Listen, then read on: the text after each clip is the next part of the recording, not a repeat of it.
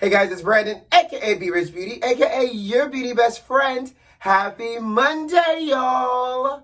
Breaking rumor, Real Housewives of Atlanta KANDI may not be returning to Real Housewives of Atlanta. Whitney Houston is heading to Las Vegas, and R.Kelly gets hit with more charges. We're talking about that and a lot more. You know what to do. Grab your tea, grab your beverage. Let go!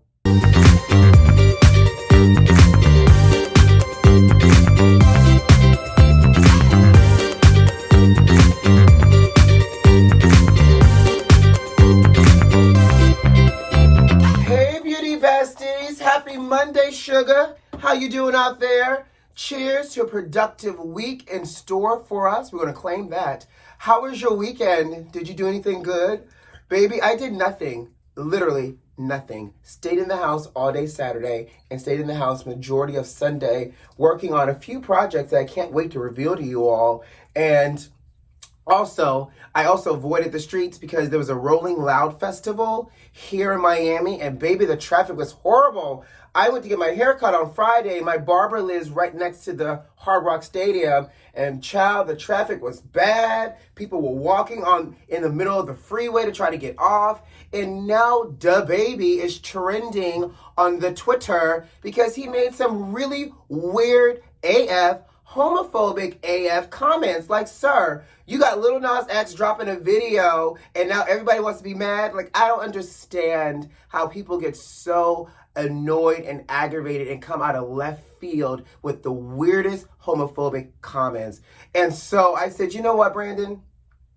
Let the kids have the Rolling Loud Festival, avoid the traffic. If there was going to be anybody I wanted to see, it would have been Megan Thee Stallion because she performed and I heard she did a great job. But traffic was bad. I just decided to avoid it all. And, I just wanted to rest in general. And so I got that done. But y'all ready for Hot Topics? Because, baby, today's Monday Hot Topics are juicy. Okay? Let's jump right in. Lord, just when we thought the Pied Piper pedophilia R.Kelly had piped all he could pipe, federal prosecutors are saying that they have new evidence that R.Kelly sexually assaulted two underage boys. Baby, I can't.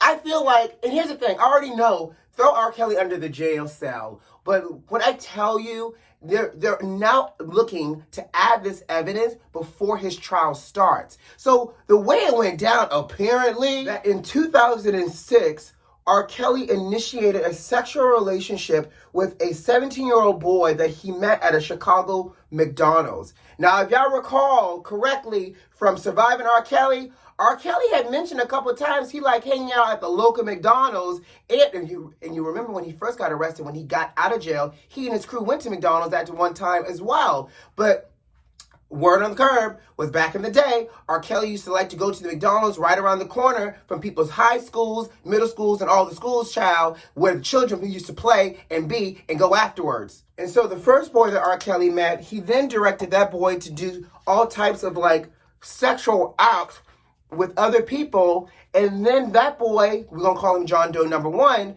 John Doe number one introduced him to John Doe number two, who was another teenage boy around 16 or 17. Crazy, right? So federal prosecutors are saying that John Doe number two, R.Kelly tried to initiate a sexual relationship with and force some of his living girlfriends, Surviving R.Kelly, to have sexual relationships with these young men as well, to the point where he would also begin to film these encounters between these underage boys and other people as well. Very creepy, nasty things. And so now the federal prosecutors are working really, really hard to try to get these allegations added to his charges before R.Kelly goes to trial. The fact that the prosecutors are saying that R.Kelly filmed all these incidents should not be surprising to us. But at this point, he's canceled. I can't listen to any other songs that R.Kelly has ever written, which I feel like now damages those artists. I am literally... I feel like I should be even more shocked than what I am now. But at this point, if these allegations are true, because again, they're allegations, he deserves to be under the jail cell. And I'm just absolutely disgusted by how long R. Kelly was able to get away with these things. What are your thoughts here? 2 new underage boys added to these allegations, meeting them at McDonald's, doing all types of God knows who and a what with. Child, let's move on, but I had to bring you that news because that's actually the most breaking news right now as it relates to R. Kelly. So we got some breaking Housewives news, and this is still alleged and rumored, but it seems to be trending that this may actually be facts as well. So KANDI from Real Housewives of Atlanta is saying that she may not be returning for season 14 unless they double her salary. Now let's talk about this a little bit more. As we've mentioned, the show ratings have dropped. The production team is scrambling to try to figure out what this casting situation is going to look like for season 14. And so between the ratings and this casting, it's all been in shambles, y'all. So KANDI has taken on, I don't know if you guys know, a producing role for a brand new Broadway musical that's going to feature its first all-black, all-male cast. Now, with this being said, the production schedule, because this is supposed to debut sometime in September, directly conflicts with the filming schedule for Real Housewives of Atlanta. So Media Takeout News said they spoke with somebody close in KANDI's camp, and they're saying that KANDI is not willing to fly back and forth between New York and Atlanta to film for the Housewives, unless they double her salary and make it worth her while. Come on, KANDI, we know she's a businesswoman, so why not pressure the network to give you more money if they need you there? And quiet as it kept, low-key, high-key, off-key, middle-key, we need KANDI. We can't afford to lose KANDI because then all we're stuck is with Kenya Moore and Portia. And Portia's already teetering on the fence because of her whole Simon situation. So if we lose KANDI, you might as well just pull time of death on this show.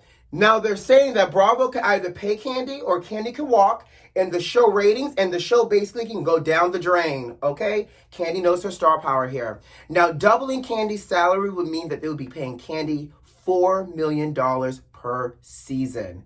Is KANDI worth $4 million per season? Now, here's my other thought, though, because if KANDI leaves, obviously we would all be devastated, child, because it leaves us just with Kenya and, Portia and hopefully Marlo.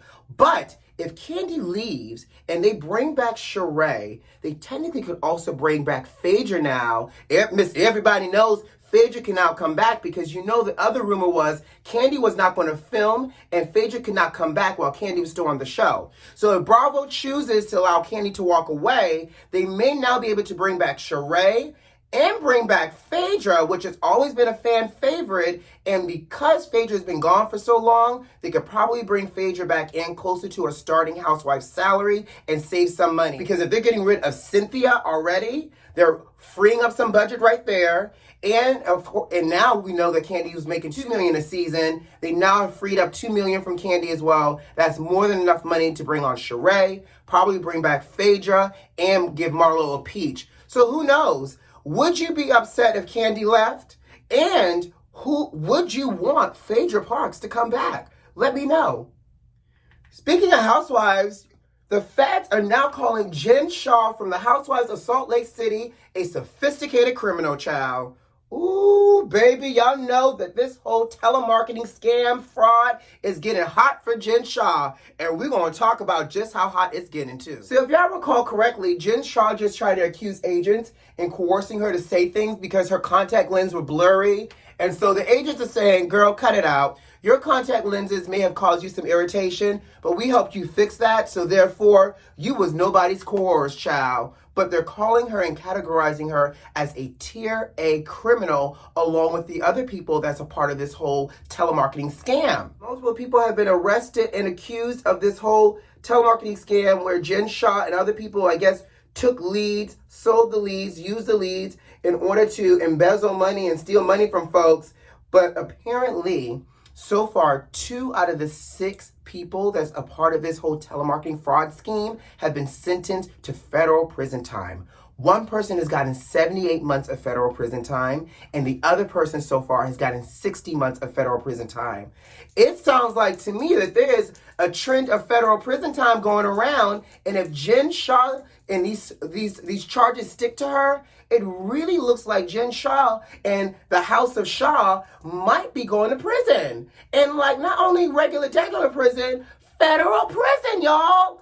Baby, I hope all of this and what we've heard and seen in the media plays out on this new season of Housewives of Salt Lake City. And I hope Jen is not hauled off to jail just yet before the season airs so we can see how all this goes down, child. Because y'all, if y'all recall correctly, she got arrested during production, right? So I hope we get all of this smoke. And good luck to Jen Shah. I hope she has a good lawyer, child, because these sound like some real charges. So y'all know we spoke on Friday that Beyonce's $2.4 million mansion in New Orleans caught on fire. And child, I was all types of confused and perplexed because apparently it was reported that there was nobody in the house when it caught on fire.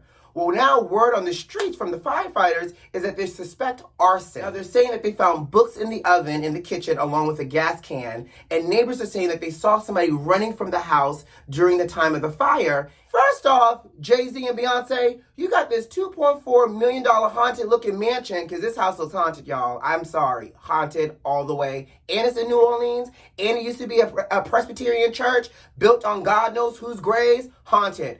Y'all got this $2.4 million haunted house, and it's not secure. Like, where's security? Y'all don't have security there around the clock? Why are the gates broken? How can people scale the gates here and y'all not know it? And I get, granted, we know that they're not full-time residents there, but it's Jay-Z and Beyonce, so you would think they had some really great security in place, if not a strong ADT system and a Ring doorbell. Hell, my neighbors down the hall got a Ring doorbell, and I live in a whole apartment building. Where are the cameras? How are these people getting into the house and nobody can see that the side camera, the front door camera, the back camera, the underground camera, the room camera, all the cameras in the house cannot catch these people to be able to trigger the police and to figure out who tried to set your $1 million mansion on fire? Now, at this point, I'm over here getting a little side-eye, child. Are y'all trying to get rid of this little haunted mansion? And was this an inside job? I said allegedly, because y'all know I'm a part of the Beehive as well. But I'm glad that nobody was hurt. I'm glad nobody was in the house. But I just need Beyonce and Jay-Z to step up the security game for all their homes, especially this $2.4 million New Orleans home. And like I said, the house looks haunted, but the house is actually cute. So I would hate to see it burn down to the ground, child. Oh, I want to dance with somebody. Baby, Whitney Houston, the voice, Nippy herself, is making her way to Las Vegas in a residency, and you know who we have to thank for it. Good old Pat Houston, you know, the CEO of the Whitney Houston estate, Whitney's sister-in-law, who I always still look sideways at. So Pat is trying to make new money moves utilizing the Whitney Houston estate name and everything else. And apparently she's trying to bring a holographic tour to Las Vegas. Now, Pat said that Whitney and Pat used to have conversation about Whitney always wanting to do like an intimate night with Whitney or an unplug with Whitney. And so now she wants to bring it to Las Vegas. Now, I don't know if you guys remember correctly, but pre-COVID, there was a whole Whitney Houston holographic tour that kicked off in Europe. And you can easily YouTube some clips of it. I like the idea, but I didn't like the Whitney that they came up with for the holographic tour. Her body looked really long. It sounded like Whitney. We got a little bit of movements like Whitney, but it didn't really look like Whitney in the face. And it felt a little creepy and a little weird. So, Pat, if you're going to bring Whitney to Las Vegas, in the words of Whitney Houston from Sparkle, sister, if you want to tell my story, make sure you give me the honor of getting it correct. Get it correct, Pat. Because apparently this Las Vegas residency is going to have live backup dancers, live singers, choreography, and obviously the holographic Whitney Houston herself. And I'm here for it. Pat has twisted my arm for me to go to see this residency in October because you know I cannot not go, and it's here in the United States, y'all. Now, what I do know for sure is they better give me Waiting to Exhale, Preacher Wife Whitney. I Look to You Whitney, because y'all know her voice had changed by then. So give me that Whitney, and I'll be happy with the nostalgia. So would you guys go to Las Vegas to see Whitney in a residency? Let me know. And you know, I think it could be done correctly. I went to see one of those Michael Jackson residencies, like the One or something like that, and it was actually really good. So, you know, I'll be there in October. Damn, Pat. And before I get out of here, guys, today's a double feature. Join me tonight, 5:30 p.m. Eastern Standard Time, live on YouTube. I'm going live with my good friend Jeremy McShann, and we're going to talk about Love and Marriage Huntsville, and Real Housewives of Potomac. So come with your questions and your comments and interact with us. Can't wait to see you at 5:30 Eastern Standard Time. Set your clock for it. And on that note, guys, I got to go. You know what to do. Subscribe to the channel if you like this video if you like, and leave me a comment. Most importantly, check the notifications and make sure they're turned on. Who loves you? I do. I'll see you later today, and I'll see you on Wednesday. Bye.